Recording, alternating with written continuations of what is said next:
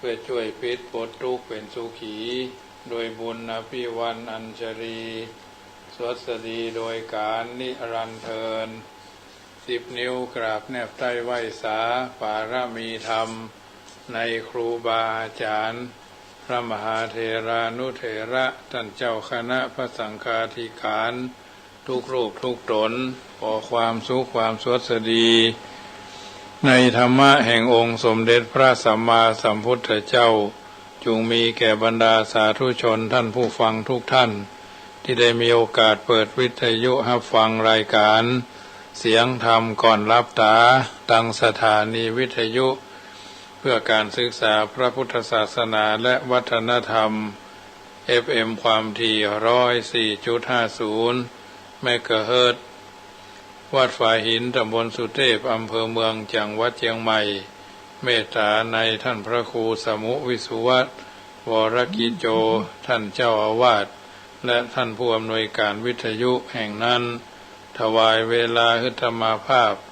พระมหาประสิทธธรรมาภินันโทวัดจังกำตำบลมะกอกน้อมนำเอารายการนี้มาอุเอิญเจริญพรมาเป็นปฏิพรกับบรรดาญาติโยมครุอุปถากสันนิบาตตานเข้าทุกคนทุกท่านที่อยู่ท่าดาวฟังอยู่ทางบ้านเป็นประจำทุกวันเสาร์วันอาทิตย์วันจันทร์วันอังคารวันพุธและก็วันพฤหัสเว้นวันศุกร์ซึ่งเป็นรายการของอื่นๆรายการอื่นๆได้มาจัดรายการวันนี้ก็เช่นเดียวกันปะกันแล้วก็บ่ฮือแคล้วเสียยังเวลาจะได้นำพาญาติโยมกราบพระไหว้พระเป็นลำดับไปเนอกราบ1กราบ2กราบ3กราบ4กราบ5อะระหังสัมมาสัมพุทโธภะคะวาพุทธังภะคะวันตังอภิวาเทมิกราบสวากขาโตภะคะวะตาธัมโมธัมมังนัมมัสสามิกราบสุปฏิปันโนภะคะวะโตสาวกสังโฆสังฆังนะมามิ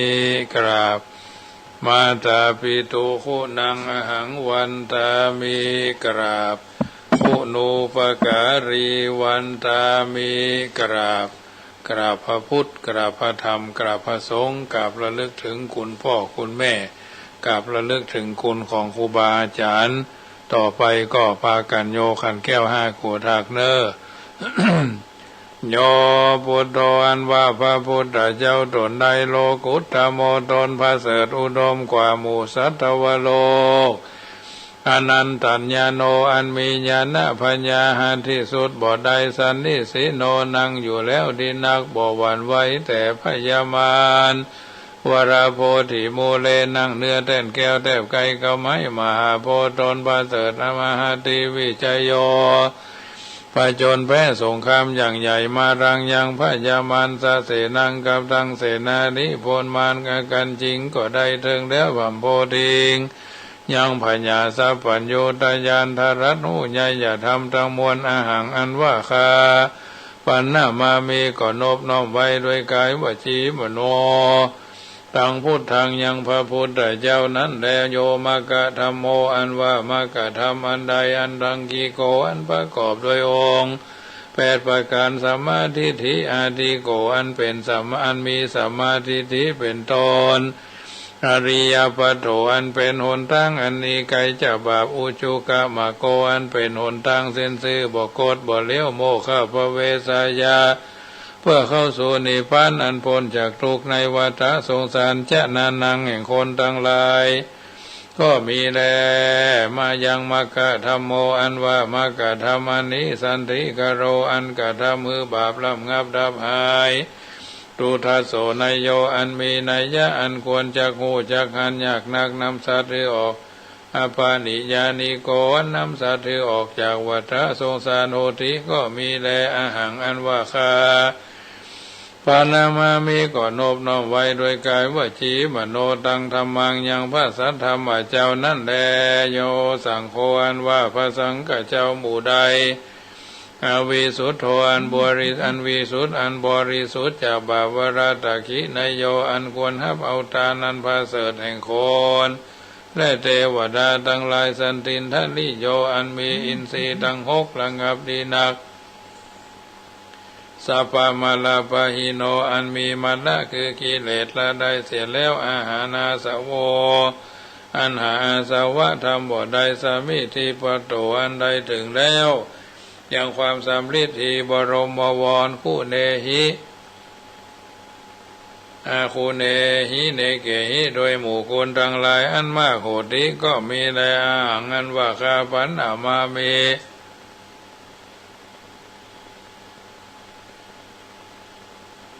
อันว่าอันก็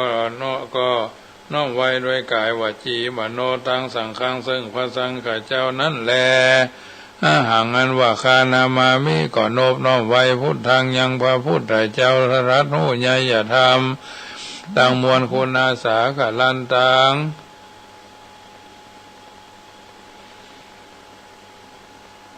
มันมีคุณปันดังน้ำมหาสมุทรอาหารอันว่าคานามามิก็โนบน้อมไว้สมังยังพระสัทธรรมเจ้ามุนีรายะเตสิตังอันพระพุทธเจ้าอักเทศนาอาหารอันว่าคานามามิก็โนบน้อมไว้สังฆังยังพระสังฆเจ้ามุนีราชาสาวกังอันเป็นลูกศิษย์ฟังคำสอนแห่งพระพุทธเจ้าอาหารอันว่าคานามามิก็โนบน้อมไว้กรรมฐานะทายกาจาริยังครูบาอาจารย์เจ้าอันเป็นกรรมฐานะทายกานิพพานะมากุเทสกังอันสำแดงของแห่งนิพพานขี่อันว่าพุทธปูชาอันว่าขี่ญาอันใดปูชายังพระพุทธเจ้ามหาเตจามีเตจาอนุภาวะอันมากธรรมะปูชาอันว่าขี่ญาอันใดปูชายังพระสัทธรรมเจ้ามหาปัญญามีปัญญาอันมากสังฆปูชาอันว่าขี่ญาอันใดปูชายังพระสังฆเจ้ามหาโภคามีโภคาสัมปติเขาของอันมากอโหที่ก็มีแลมายังอันว่าผู้คาทั้งหลายละพระมหาเสขอจุงจะได้ทัศนันจะยังขี่ยาอันหันยังพระพุทธเจ้าเมตตายะอันจักมาเป็นพระพุทธเจ้าไปนาปุโธอันว่าพระพุทธเจ้าเมตตาโยอันตนมีจีเมตตายะเทวผู้จิโตอันคนและเทวดาทั้งหลายผู้จาอนุปัจจโตบ่เกิดมาเตือยาวะตับใดมายังอันว่าผู้ฆ่าทั้งหลายสังสารันโตปิแม่นตวนเตียวไปมาคือตายแล้วเกิดเอากำเนิดไหลที่สังสาเลในวัฏสงสารมกามามหาเสขอจงจะได้ถึงคือว่าขออย่าได้เกิดอบายเยในอบายทุกติคือนรกเป็นเปรตเป็นสัตว์เดรัจฉานยาวะตับใดอิมีนาตุปะภูภาราชาการวะกัมเมนาโดยกรรมมันใดปูจาการวะโดยทูปโดยเทียนเขาตอกดอกไม้อันนี้เตนิพานาปัจจโยจงเป็นปัจจัยกัมจูหือได้นิพพานโหตุจงมีโนแก่ผู้ฆ่าทั้งหลายเที่ยงแท้แด่เธอนะโมตัสสะภะคะวะโตอะระหะโตสัมมาสัมพุทธัสสะนะโมตัสสะภะคะวะโตอะระหะโตสัมมาสัมพุทธัสสะพุทธังสรณังกัจฉามิธัมมังสรณังกัจฉามิสังฆังสรณังกัจฉามิทุติยัมปิพุทธังสรณังกัจฉามิทุติยัมปิธัมมังสรณังกัจฉามิทุติยัมปิสังฆังสารนังกัจจามิตติยัมปิพุทธังสารนังกัจจามิตติยัมปิธัมมังสารนังกัจจามิตติยัมปิสังฆังสารนังกัจจามิสารนาคามานังพุทโธสัพพัญญูตญาโนธัมโมโลกุตโลนวสังโฆมะกะปะละโถจาอิเจตังนัตนะตยังเอตัสสะอนุภาเวนะสัพพะอันตรายโยวินาสันตุโนติปิโสภะคะวะอะระหังสัมมาสัมพุทโธวิชาจารณะสัมปันโนสุขโตโลกวิทูอนุตตโลปุริสา ธรรมสารติสัทธเทวมนุสสนังพุทโธภควติสวากขาโตภควตาธัมโมสันทิติโกอาการิโกเอหิปัสสิโกโอปนัญญิโกปัจจตังเวติทัพโพวินโยหิติสุปฏิปันโนภควโตสาวกสังโฆอุจุปฏิปันโนภควโตสาวกสังโฆยายาปฏิปันโนภควโตสาวกสังโฆสามิจิปฏิปันโนภควโตสาวกสังโฆยติทางจัตตาลิโพลิสายุคานิอัฏฐโพลิสาภุคลาเอสะภควโตสาวกสังโฆอาหุนยโยปะหุนยโยตักขินยโยอัญชริกะรานิโยอนุตตรังปุญญเกตังโลกัสสาติติปิโสทานะปาลามิสัมปันโนทานะอุปบาลามิสัมปันโนทานะบรมัทธาบาลามิสัมปันโนเมตตาไมตรีกรุณามุทิตาอุเบกขาบารมีสัมปันโนอิติปิโสภควาศีลบาลามีสัมปันโนศีลอุปบาลามีสัมปันโนศีลบรมัทธาบาลามีสัมปันโนเมตตาไมตรีกรุณามุทิตาอุเบกขาบาลามีสัมปันโนอิติปิโสภควาเนคขมะบาลามีสัมปันโนเนคขมะอุปบาลามีสัมปันโนเนคขมะบรมัทธาบารมีสัมปันโนเมตตาไมตรีกรุณามุทิตาอุเบกขาบาลามีสัมปันโนอิติปิโสภควาปัญญาบาลามีสัมปันโนปัญญาอุปบารามีสัมปันโนปัญญาบรมัทธาบาลามีสัมปันโนเมตตาไมตรีกรุณามุทิตาอุเบกขาบารามีสัมปันโนติปิโสภควาวิริยะบาลามีสัมปันโนวิริยะอุปบาลามีสัมปันโนวิริยะบรมัทธาบาลามีสัมปันโนเมตตาไมตรีกรุณามุทิตาอุเบกขาบาลามีสัมปันโนอิติปิโสภควาขันติบาลามีสัมปันโนขันติอุปบาลามีสัมปันโนขันติบรมัทธาบาลามีสัมปันโนเมตตาไมตรีกรุณามุทิตาอุเบกขาบาลามีสัมปันโนอิติปิโสภควาสัจจะบาลามีสัมปันโนสัจจะอุปบารามีสัมปันโนสัจจะบรมัทธาบาลามีสัมปันโนเมตตาไมตรีกรุณามุทิตาอุเบกขาบาลามีสัมปันโนอิติปิโสภควาอทิฏฐานะบาลามีสัมปันโนอทิฏฐานะอุปบาลามีสัมปันโนอทิฏฐานะบรมัทธาบาลามีสัมปันโนเมตตาไมตรีกรุณามุทิตาอุเบกขาบาลามีสัมปันโนอิติปิโสภควาเมตตา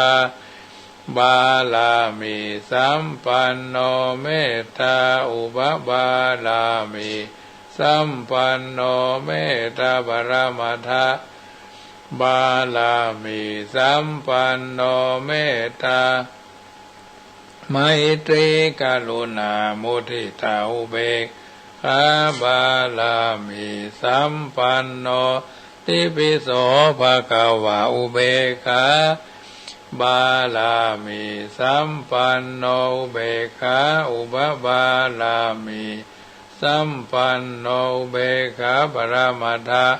บาลามีสัมปันโนเมตตาไมตรีกรุณามุทิตาอุเบกขาบาลามีสัมปันโนอิติปิโสภะคะวะทัสสะบาลามีสัมปันโนทัสสะอุปบาลามีสัมปันโนทัสสะปรมัตถะบาลามีสัมปันโนเมตตาไมตรีกรุณามุทิตาอุเบกขาบาลามีสัมปันโนอิติปิโสภะคะวะพุทธังสรณังคัจฉามิธัมมังสรณังคัจฉามิสังฆังสรณังคัจฉามินะมามิหังยันตุนิมิตังอวะมังคะรัญจโยจามานาโพสกุณาสัสสะโตปาปะกะโหตุสุปินังอากันตังพุทธานุภาเวนะวินาสเมนตุยันตุนิมิตังอวะมังคะรัญจโยจามานาโพสกุณาสัสสะโตปาปะกะโหตุสุปินังอากันตังสังฆานุภาเวนะวินาสเมนตุสวาธุสวาธุพระปัญญาปาลมี30ทัศสวาธุพระปัญญาปาลมีวัดแวดล้อมวิริยาปาลมีอ้อมระวังดีศีลปาลมีบางหอกบางดาบเมตตาปาลมีผ้าแพร่ทั้งผืนตานะปาลมีคือเป็นผืนดังต่ออุเบกขาปาลมีคือก่อเป็นเวียงสัจจะปาลมีแวดระวังดีเป็นไม้ไตคันธีปาลมีกายเป็นหอกเป็นดาบบังหน้าไม้และปืนไฟอธิฐานะปาลมีพันดาบไปทุกแห่งแข็งแข็งแห่งแห่งป่าฝูงหมู่มารพิสังภัยเพศทุกทวีภพที่ปั้งไปนี้นางธรณีอัศจรรย์โสสะเหมือนฟันอยู่ข้างๆน้ำนาทีนองกว้างต่อกว้างแตกถีฟองระนองระนอกกลายเป็นเขาตอกดอกไม้ถวายผูจาพระแก้วแก่นไทยซาตานพระผู้ทางเฮยจุงมาภายโปรดอนุญาตโทษโปรดผู้ฆ่าแท้ดีหลีแม่ธรณีออกมาหีดมวยผมอยู่ที่ธาตุ จางหายคายข้าจังงาซับดินพ่นน้ำนาทีลงพัดผายคอจ้างพายฮักทบเต้าข้ายามานห้องเอาปูนกัวกับยอมือขึ้นตูนหัวใส่เก้าผู้ฆ่านี้เล่าได้ชื่อว่าลูกศิษย์พระพุทธเจ้าผู้มีบุญสมปานนักมากนักพระพุทธเจ้าจึงตั้งพระปัญญาปาละเมไว้เก้าชั้นตั้งไว้ตั้งหน้าก็ได้เก้าชั้นตั้งไว้ตั้งหลังก็ได้เก้าชั้นตั้งแต่หัวแผ่วตีนก็ได้เก้าชั้นตั้งแต่ตีนแผ่วหัวก็ได้เก้าชั้นแสนวาลูกปืนจักมาเสมอเหมือนฝนแสนหาก็บ่มีมาจากใกล้ได้ข้าพระเจ้าเลยได้ชื่อว่าพุทธกุณังธรรมกุณังสังฆกุณังพุทธอินทาธรรมอินทาสังฆอินทาอัสสหแม่ธรณีผู้อยู่เหนือน้ำผู้อยู่กำแผ่นดินการข้าได้ละเลิกเกิดถึงหาคุณพ่อคุณแม่คุณครูบาอาจารย์คุณพระแก้วเจ้าทั้ง3ประการคือคุณพระพุทธคุณพระธรรมคุณพระสงฆ์คุณแดดคุณฝนคุณน้ำคุณลมคุณไฟคุณกุศลเจ้าก็ดีคุณนางพุทธราเจ้าก็ดีคุณพระปัจเจกเจ้าก็ดีคุณพระตนเมตตาภาวนาเจ้าก็ดีจงมาสัมพิทักษ์รักษาคุ้มครองตั้งกำหน้าและกำหลังยังตนตัวแห่งผู้ฆ่าตั้งแต่ทีฆากาลยามนี้วันนี้ค่ำคืนนี้และต่อไปนี้จิ้มแต่เธอพุทโธพุทธังรักษาธัมโมธัมมังรักษาสังโฆสังฆังรักษาพุทโธพุทธังอรหัง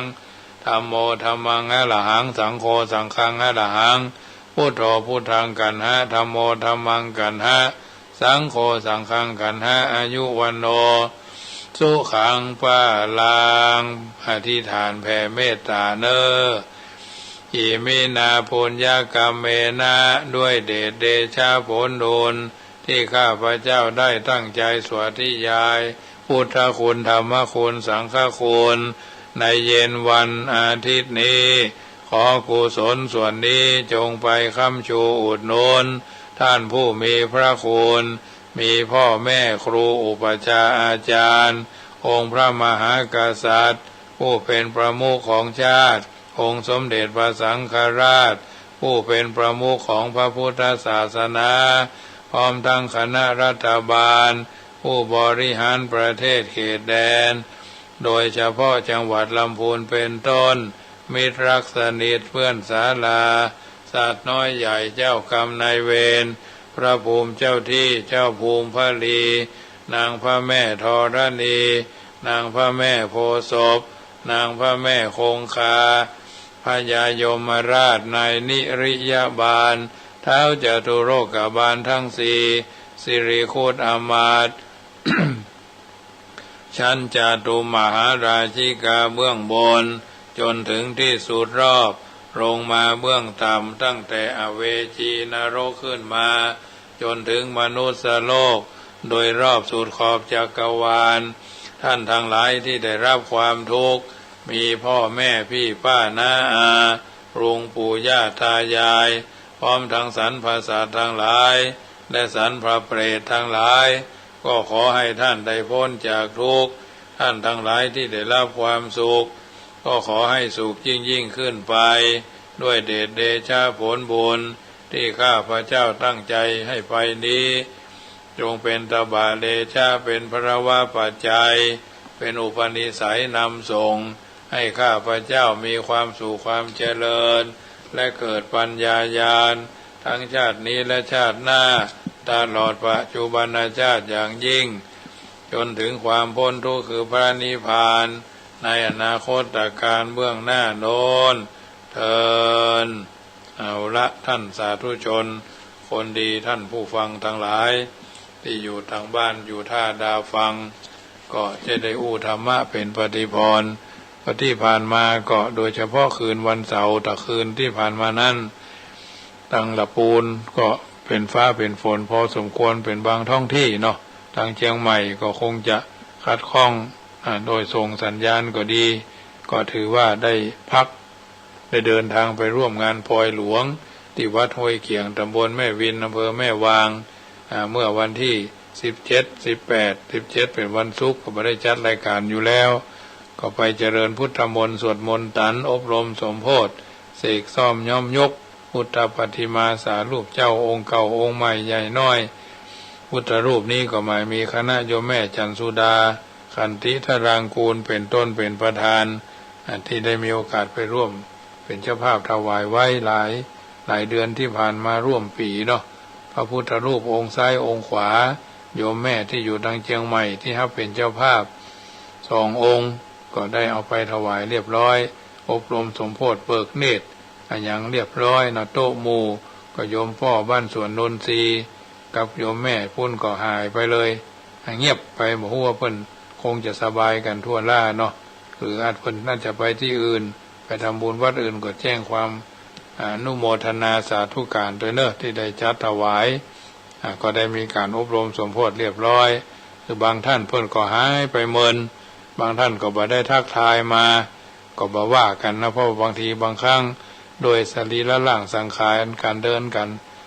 นไปมาหาสู่หรือบางทีบางครั้งก็อาจจะมาบ่สะดวกเนาะหรือเบอร์โทรหายอันนั้นก็แล้วแต่มันก็ย่อมมีเหตุเหมือนกันบางทีบางครั้งก็ถือว่าต้องทำใจ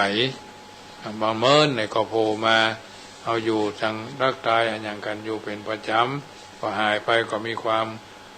ห่วงหาอาทรเนาะพุทธเจ้าตรัสว่าทุกคนทุกท่านนั้นเกิดมาโลกใบนี้แรกเริ่มที่เกิดมาเฮามีสิ่งใดติดตัวมาเลยมีแต่พ่อกับแม่เท่านั้นที่อยู่เคียงข้างกายเฮาตลอดพอโตขึ้นมาเป็นหนุ่มเป็นสายเป็นหนุ่มเป็นสาวก็มีสามีแม่หญิงก็มีสามีพ่อชายก็มีภริยา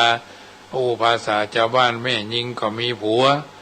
แม่พ่อชายก็มีเมียเนาะแล้วต่อมาบ่เมินบ่นั้นก็ตั้งจึงได้ลูกตามเกิดมาเนี่ยเมื่อถึงวันที่เฮาต้องตายเฮาก็ต้องตายคนเดียวมาก็มาคนเดียวไปก็ไปคนเดียวมาแต่ตัวก็ไปแต่ตัวตายก็รวยก็ตายจนก็ตายบ้าก็ตายดีก็ตายเฒ่าก็ตายหนุ่มก็ตายเนาะผัวเอ๋ยเมียเอ๋ยลูกเอ๋ย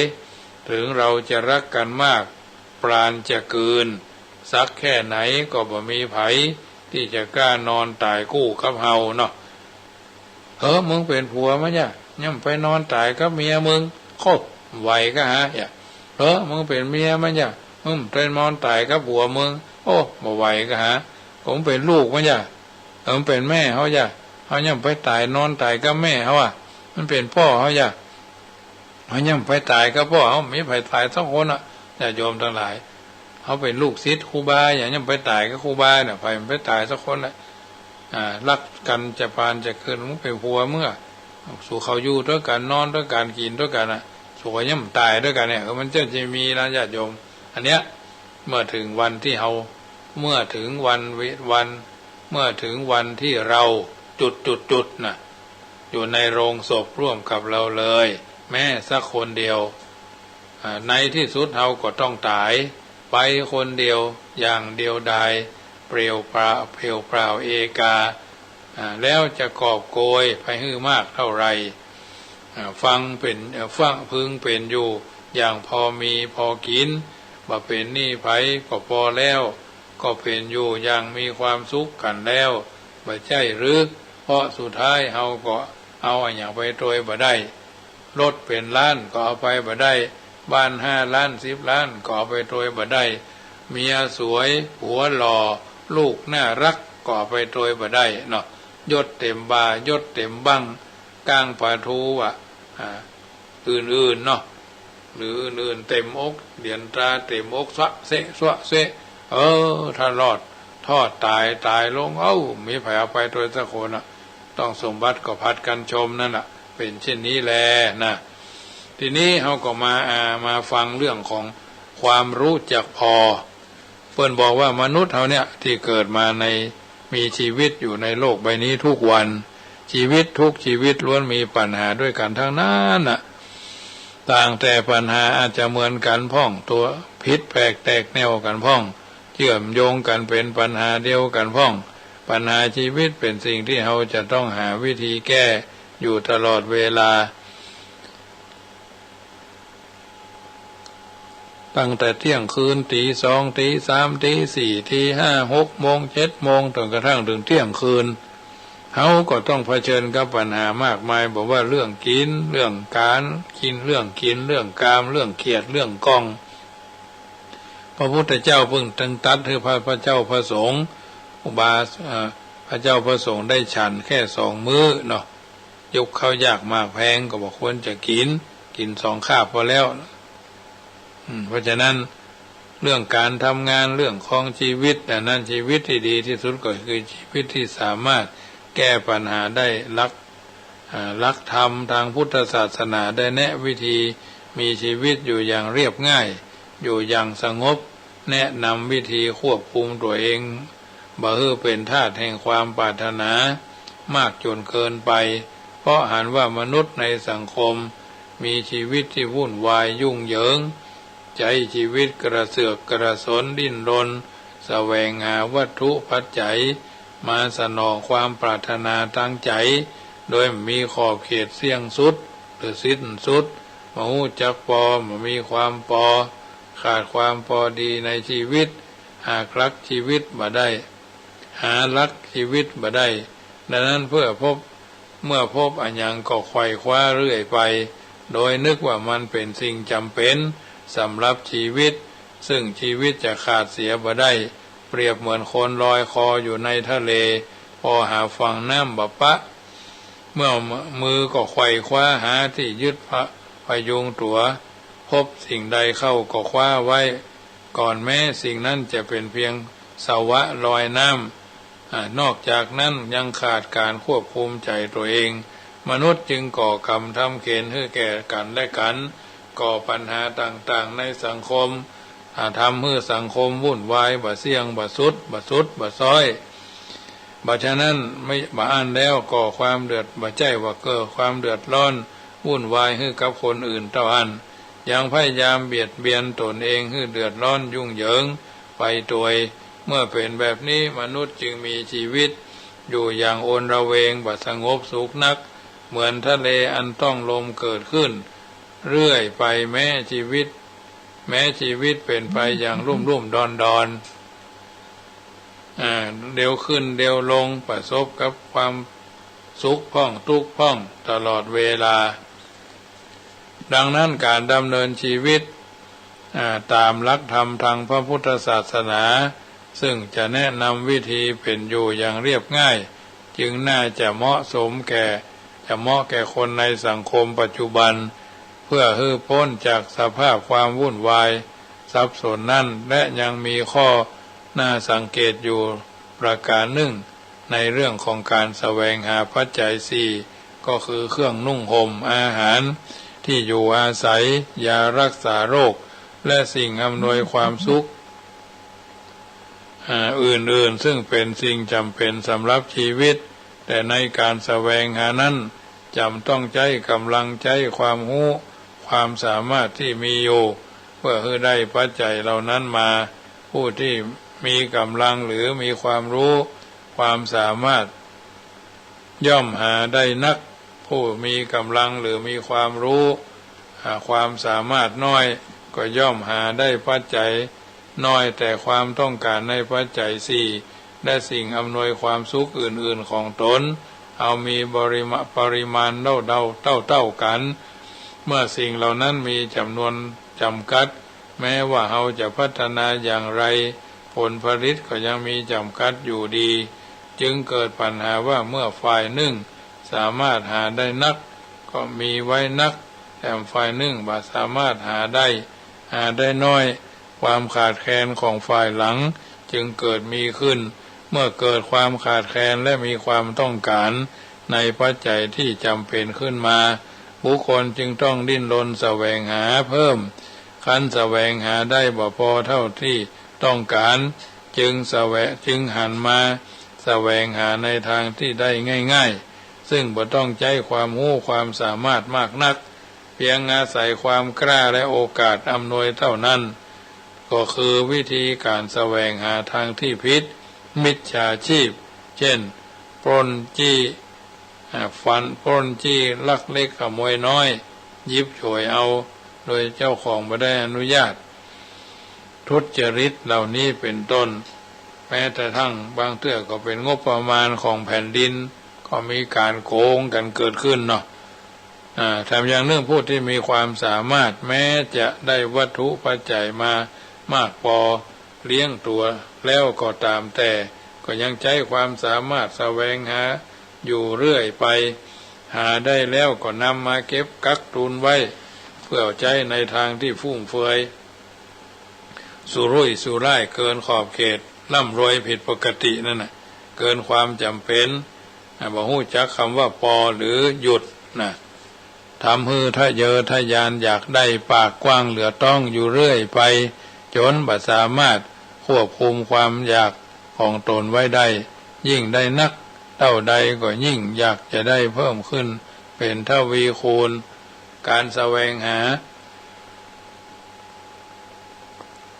ก็มีวิธีวิจิตรพิสดารนักขึ้นบ่ใช่เฉพาะจะทำให้ตัวเองเกิดเดือดร้อนเพราะความอยากเท่าอันควบคุมบ่ได้แท้ๆก็อาจจะแสวงหาในทางทุจริตเช่นช่อโกงเอารัดเอาเปรียบเป็นต้นใน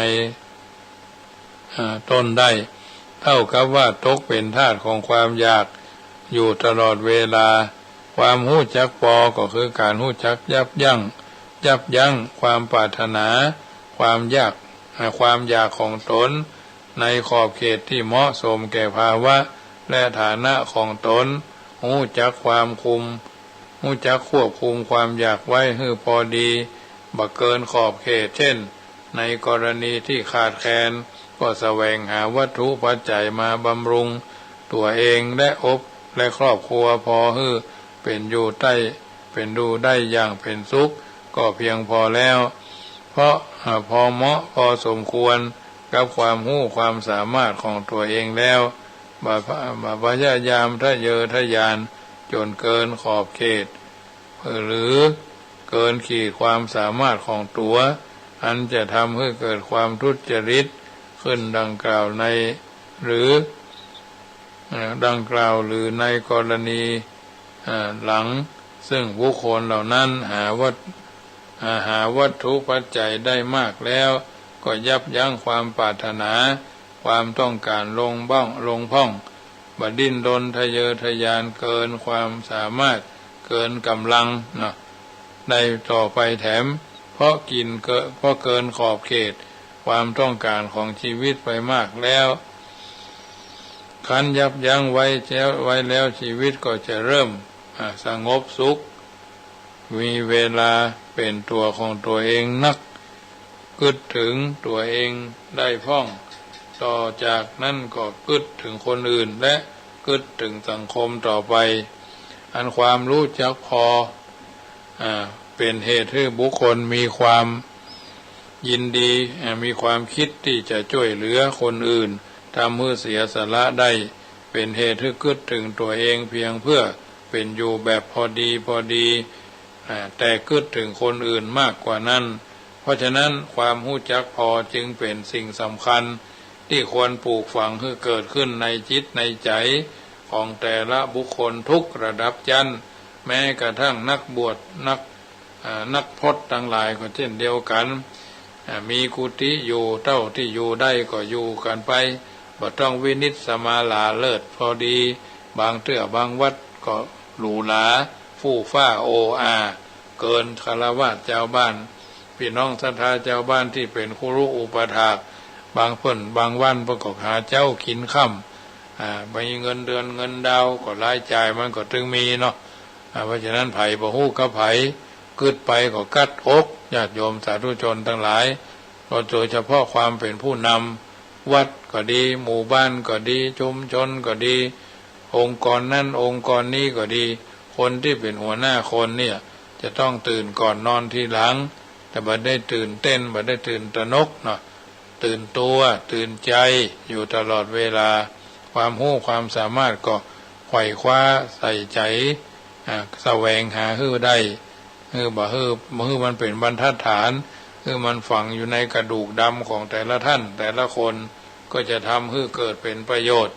เป็นประการสำคัญเนี่ยญาติโยมสาธุชนท่านผู้ฟังทั้งหลายในพระพุทธศาสนาท่านผู้รู้แสดงหลักธรรมเพื่อ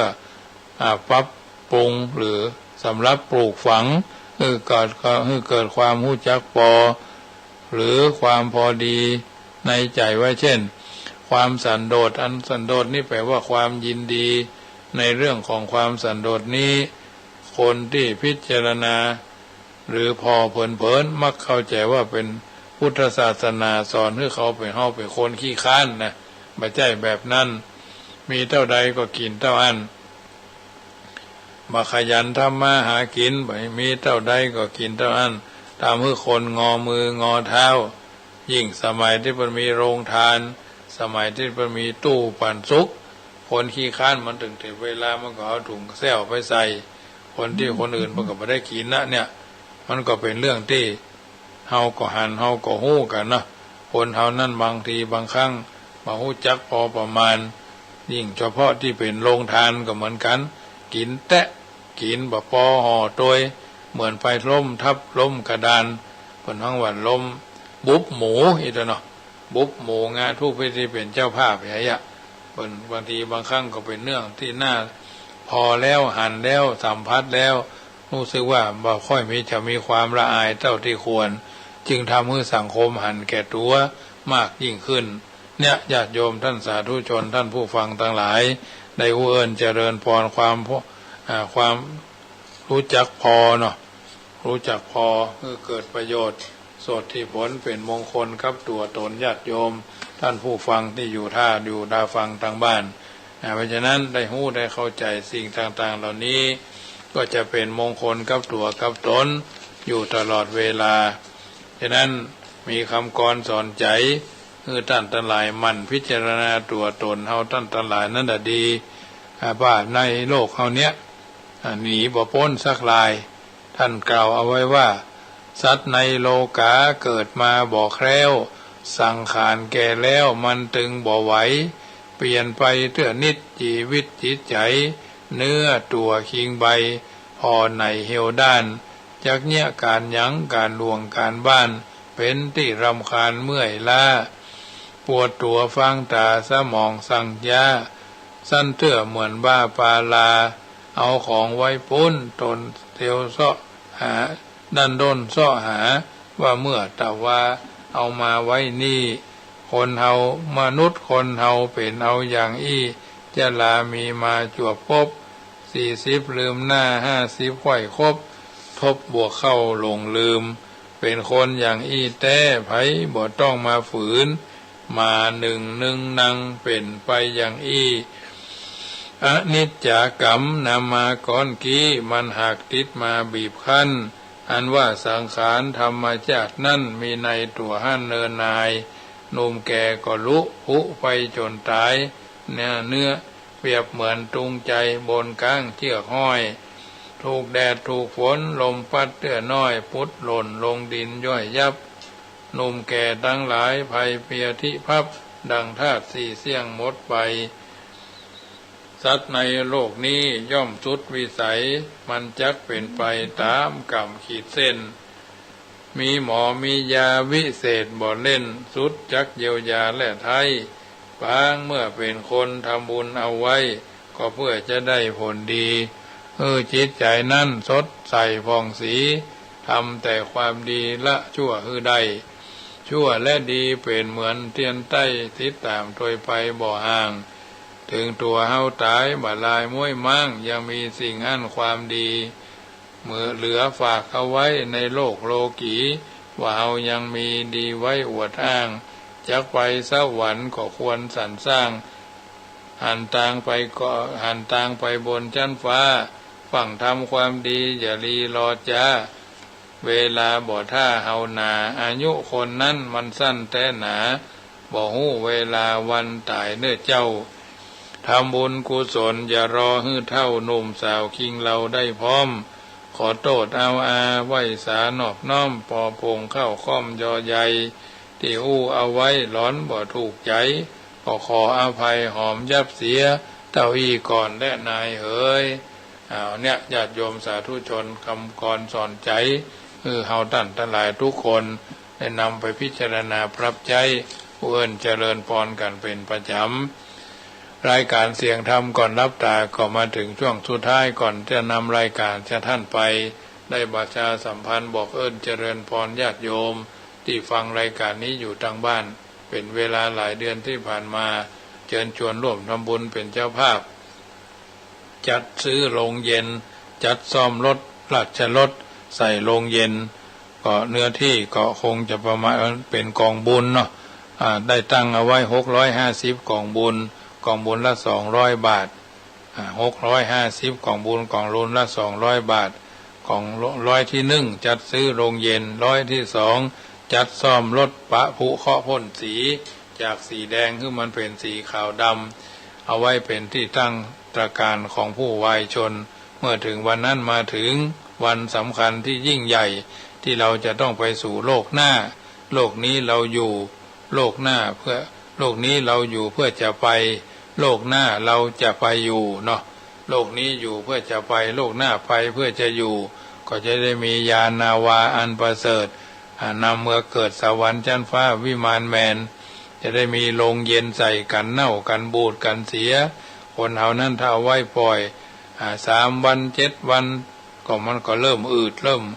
ปองแล้วตายปุ๊บเนี่ยลมมันก็จะเข้าต้องเนาะก็จะเริ่มบวมเริ่มบุบละ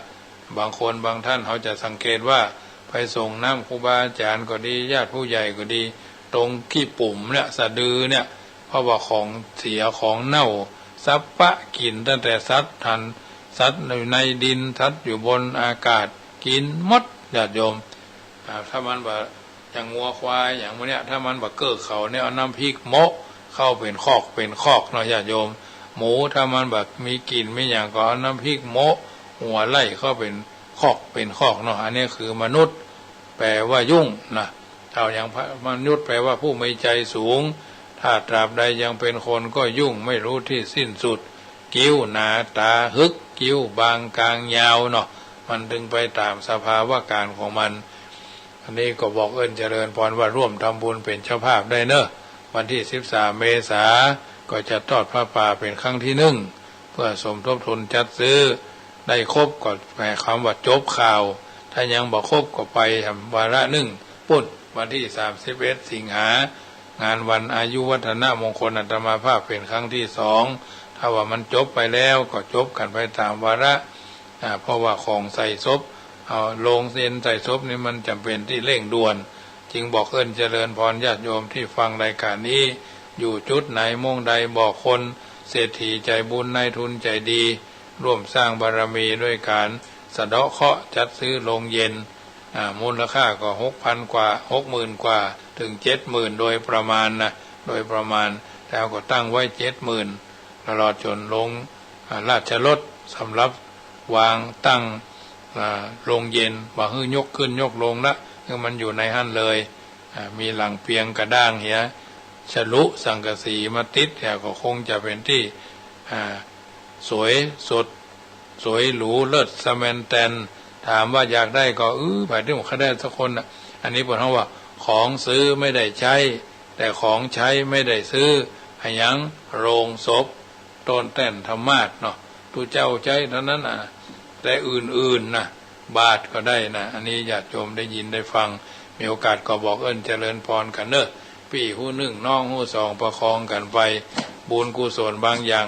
เราทำคนเดียวเราก็ได้แค่มนุษย์สมบัติเราชวนคนอื่นมาทำเราก็ได้บริวารเราทำด้วยบริวารก็ทำด้วยได้สวรรค์สมบัติทำด้วยเขาก็ทำด้วยใจอันบริสุทธิ์ก็ได้เข้าสู่นิพพานสมบัติวันนี้มีโยมพ่อโยมแม่หลายท่านเดินทางมาที่วัดจังกัมร่วมทำบุญจัดซื้อโรงเย็นก็หมายมีครอบครัวแม่อรไทยอรุณสวัสดิ์พร้อมด้วยลูกหลานร่วมทำบุญโรงศพ200 บาทสาธุอนุโมทนาคุณเทอรี่คุณสุทธสุภามาศสุยพันธ์พร้อมด้วยบุตรธิดาบ้านสันกำแพงเชียงใหม่ร่วมทำบุญ4 กล่อง800 บาทคุณนางสาวกิตติมาสุยพันธ์บ้านห้วยปันจ้อยอำเภอเวียงหนองล่องร่วมทำบุญมัน6 กล่องเนาะ1,200 บาทคุณพาโชคเนาะสุยพันธ์บ้านห้วยปันจ้อย200 บาทพ่อหลวงครับดวงคำแม่หลวงบุญมาเนาะบุญพาหรือบุญมาเนี่ยร่วมอุปการะบ้านห้วยปันจ้อย2 กล่อง400 บาทพ่อหลวงทาแม่หลวงที่แม่หลวงดีเนาะสุยพันธ์บ้านห้วยปันจ้อย400 บาทพ่อโยมพ่อมิตรโยมแม่พิสมัยสุยพันธ์บ้านห้วยปันจ้อย1,000 บาทสาธุอนุโมทนาเนอะที่ท่านร่วมกันมา1 กล่อง1 บุญก็แล้วแต่2 คน3 คนกองก็ได้ว่าไปตามสภาวะการ13 เมษายนเนอะสืบชะตาภาคเจ้าแล้วก็จัดรวบรวมปัจจัยเท่าที่ได้เนาะแล้วก็วันที่25 มีนาที่จะถึงนี้ก็จะมีการบรรพชาอุปสมบททุเจ้า4 ตนที่แรกก็ส่งชื่อมา5ปรากฏว่าชื่อไม่ผ่านสถานีเจ้าหน้าที่ตำรวจก็จำเป็นจะต้องพลิกไปเคลียร์ทางสถานีตำรวจเสียอาจจะเคยมีอย่างต่ออย่างคำว่าต้องคดีณสิราชพโตเนี่ยเป็นผู้เป็นหนี้เป็นสินเป็นผู้ที่มีกฎหมายอย่างก็ให้บวชไม่ได้พระสงฆ์พระเพิ่นก็จะถามนอกถามในว่าสุนนะสิอันนั้นอันนี้ณสิราชพโตเนี่ยเป็นได้ผู้มีทิศหนี้ทิศสินข้างหนี้ข้างสินทางใดพ้อง ปริปุณณอนุญาโตสิมาตาปิตูหิพ่อแม่อนุญาตหรือยังเนี่ยเรื่องเหล่านี้เป็นเรื่องละเอียดอ่อนมากญาติโยมเอาละญาติโยมได้ยินได้ฟังอยู่ทางบ้านฟังแล้วเป็นจะใดก็0615476539โทรศัพท์ทกทักทายกันเข้ามาเนอะเจริญพรแม่นิดสันทรายไม่สาวเจ้าลูกสาวโอนไปแล้วเนาะเจ้าลูกสาวโอนไปด้วยกับเจ้าเจ้าอนุโมทนาแม่นิดเนอะเจ้าพี่น้องสันทรายพี่น้องเชียงใหม่บนภูพิงเนาะถูกพายุพัดกระหน่ำที่เสียหายก็ขอเป็นกำลังใจที่ไม่เสียหายก็ขอให้อยู่สุขสบาย100 ซาวก็เอามาเฮือตมาอย่าซาวเนอะคนซาวก็จะอยู่ด้วยกันไว้เมินอยู่ยายพรร้องวัวแดงโอ้ลมบ่ปัดแต่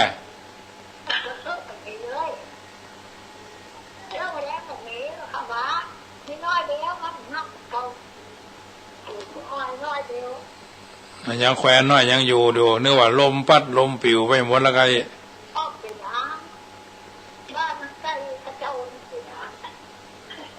ล้วนไปสุน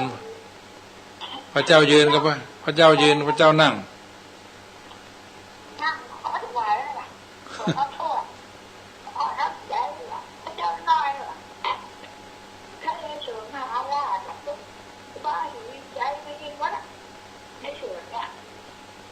อยู่หิมกันท่านเนาะ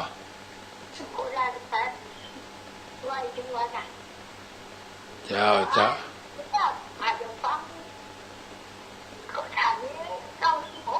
อ๋อเป็นลมเป็นฝนแต่ว่าถ้ายังดีแล้วก็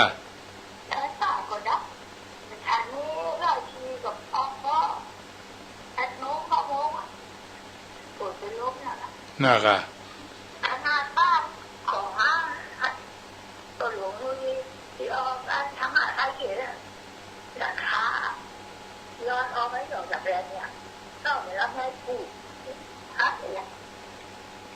ฟังไม่ลิมมุกอะ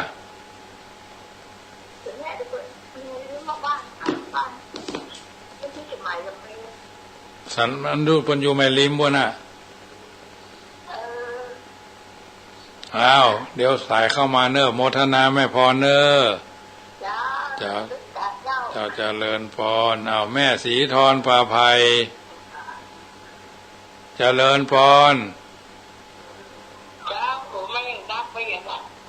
มาตักเราได้ยินอยู่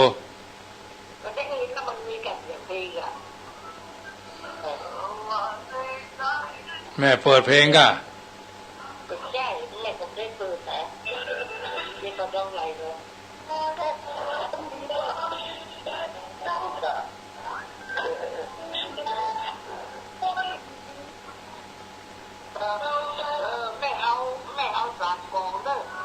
เจ้ากล่องมันจองไว้3 กล่องเนาะเจ้าได้เลยแม่สีทรปาภัยสันทรายเนาะเจ้าโมทนาเนอะเจ้าโมเจริญพรเนาะแม่สีทรจมฟองบ้านปาภัยสันทรายรวมทำบุญมา3 ของวันนี้คงสมสมัยได้เวลาเหลือเวลาไว้2 นาทีเพื่อสถานีเพิ่นจะได้ปรับใจเนาะรัตนัตยานุภาเวนะรัตนัตยเตจะสาสะทาโสถีพระวันทุโวพุทโธบังซ้ายธัมโมบังขวาสังโฆบังกายาอรหังบังเกสาอรหังพุทโธนะโมพุทธายะอายุวันโนสุขังปะลังพระองค์84,000 พระธรรมขันธ์ได้ทรงสร้างสรรค์เตือนใจไว้ทุกเวลาอย่าหลงมัวเมาจิตเฝ้าแต่ปรารถนารูปเวทนาสัญญาสังขาร